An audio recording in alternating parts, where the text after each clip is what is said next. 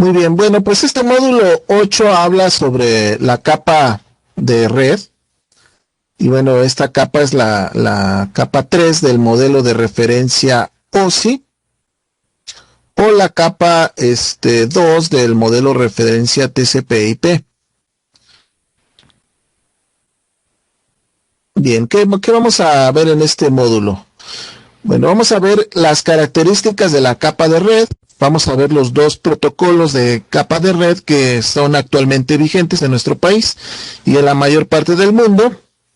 El IPv4 y el IPv6. IP hablando del protocolo de Internet versión 4. Entonces, ahí vamos a explicar las funciones principales de los encabezados y también vamos a explicar pues los protocolos IP, para qué se utilizan, ¿no? Estos dos protocolos. También vamos a explicar la forma en que los dispositivos de red utilizan tablas de ruteo, pues para encontrar la mejor ruta a los paquetes en una red destino enviados por una red origen. También vamos a explicar la función de los campos de la tabla de ruteo en el router. De eso habla este módulo 8. Características de la capa de red. Bien, tenemos aquí la capa de red, que es la capa 3 del modelo de referencia OSI.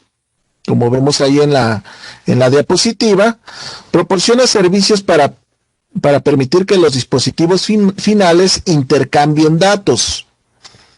El IP versión 4, abreviado el protocolo IP versión 4 como IPv4, así lo vamos a mencionar, y el protocolo de Internet versión 6 lo vamos a mencionar nada más como IPv6, son los principales protocolos de comunicación de la capa de red. Esta capa de red utiliza 4 operaciones básicas: direccionamiento de terminales, encapsulamiento, ruteo y desencapsulamiento. Entonces estamos hablando de que vamos a proporcionar direccionamiento a los paquetes. Cuando hablamos de direccionamiento, le estamos indicando a través de unos números. En este caso, por ejemplo, para una dirección IPv4, son 4 números separados por un punto que le van a dar sentido al envío de la información, como una carta, en una analogía de la vida. Una carta tiene el que manda la carta y quien recibe la carta. Entonces, al igual que cuando se envía la carta, el destinatario y el emisor, pues también aquí en los paquetes de red tenemos a través de estas direcciones quién envía esos paquetes y a dónde van esos paquetes. Pues para la versión IPv4 son 4 números decimales separados por puntos, y para la versión IPv6 tenemos extetos, 8 extetos separados por dos puntos. ¿Ok? Bien, vamos adelante, vamos a ver esto. Ok, tenemos el encapsulamiento del protocolo de Internet. Entonces, hablamos de encapsular el segmento de la capa de transporte. Tenemos ahí que la capa superior es la capa de transporte. La capa de transporte, acuérdense que vimos que en el modelo de referencia 11 es la que se encarga de segmentar la información para que pueda viajar a través de la Internet y ensamblar en el destino esos paquetes y, bueno, pues darle sentido a toda la información y que llegue completa. Eso se encarga la capa de transporte. Entonces, esta capa de transporte se va a encapsular en una unidad de datos llamado PDU o protocolo de unidad de datos, y lo vamos a ver nada más como una cajita que se va a meter en el encabezado de la capa 3, el encabezado de red, ¿sí? Entonces, el encabezado de red le va a agregar el header, que es es un campo para darle direccionamiento a esta información de las capas superiores. Cuando hablamos de capas superiores, estamos hablando de la capa 4, capa 5, capa 6, capa 7. O sea, la capa de transporte, la capa de sesión, la capa de presentación y la capa de aplicación. Bien, entonces aquí IP puede utilizar dos tipos de encapsulamiento bajo los dos protocolos, IPv4 y IPv6. Y no afecta el qué tipo de transporte se esté usando, ya sea UDP o TCP. Es independiente. Ahora, el paquete IP será examinado por todos los dispositivos de la capa 3 a medida que atraviese la red. O sea que ahí los routers, que son los encargados de enviar a través de la internet la información, van a sustraer esta capa, este encabezado IP, y a través de ese direccionamiento va a determinar los routers por donde se van a enviar la información. El direccionamiento no cambia tampoco del origen y destino, ese encabezado sigue siendo el mismo, ¿sí?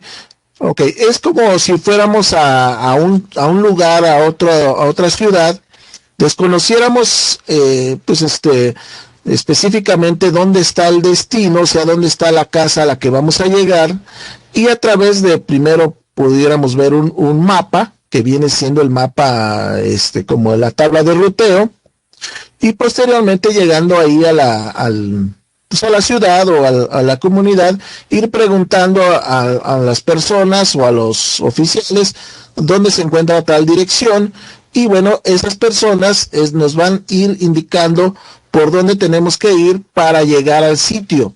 Entonces esas personas en la analogía de la vida se convierten en los routers de la internet, ¿sí? Los routers de la internet no saben precisamente dónde está cada red a nivel mundial, pero saben más o menos por dónde se puede enviar la información y canalizarla a través de protocolos de internet, que son algoritmos para poder calcular la mejor ruta, ¿no? Ok, aquí hay una nota, NAT, que vamos a ver posteriormente, que es la transición de direcciones. Cambiará el direccionamiento, pero se discutirá en el módulo posterior, ¿ok? O sea, en los siguientes módulos vamos a ver cómo esas direcciones IP también pueden ser modificadas. Ok, tenemos características del protocolo de Internet. Está destinado a tener una sobrecarga baja y puede describirse como sin conexión, servicio mínimo, independiente de los medios.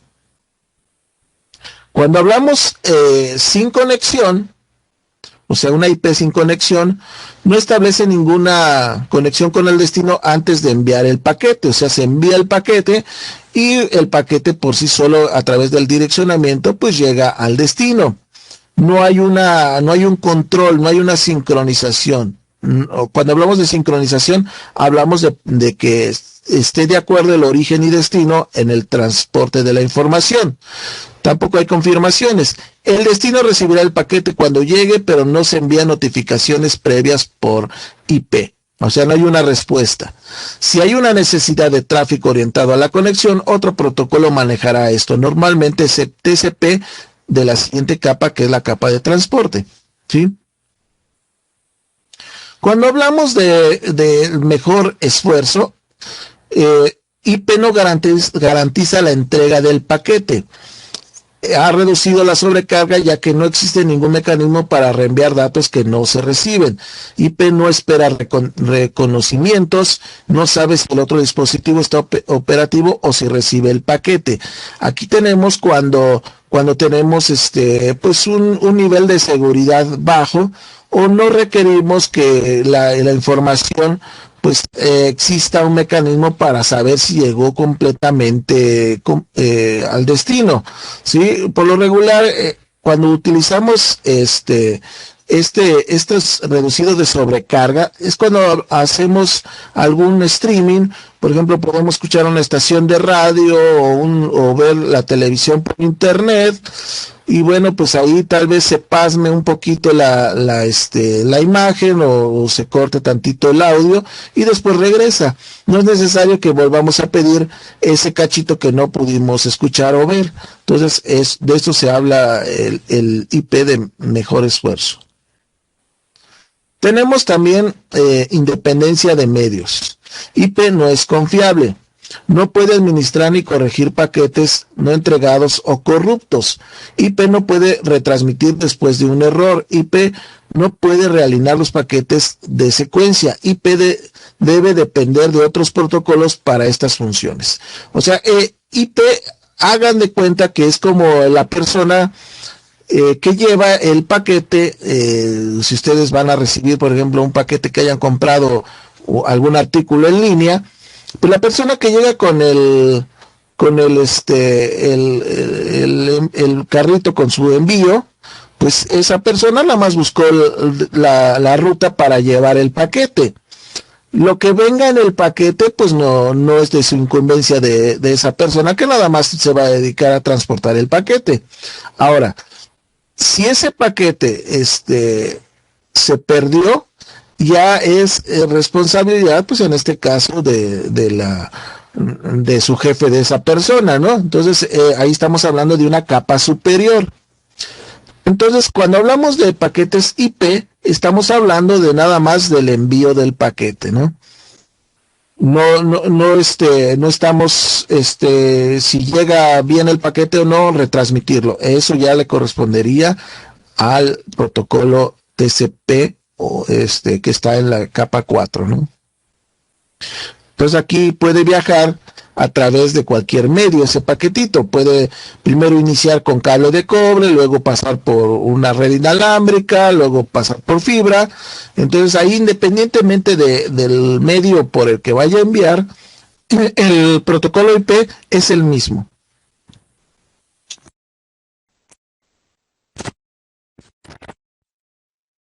La capa de red establecerá la unidad de transmisión máxima, o sea, el MTU. La capa de red lo recibe de la información de control enviada por la capa del vínculo de datos. A continuación, la red establece el tamaño del paquete, de la unidad, de la cantidad de información que puede meterse en ese paquete. La fragmentación es cuando la capa 3 divide el paquete IPv4 en unidades más pequeñas. Fragmentar provoca latencia, IPv6 no fragmenta paquetes.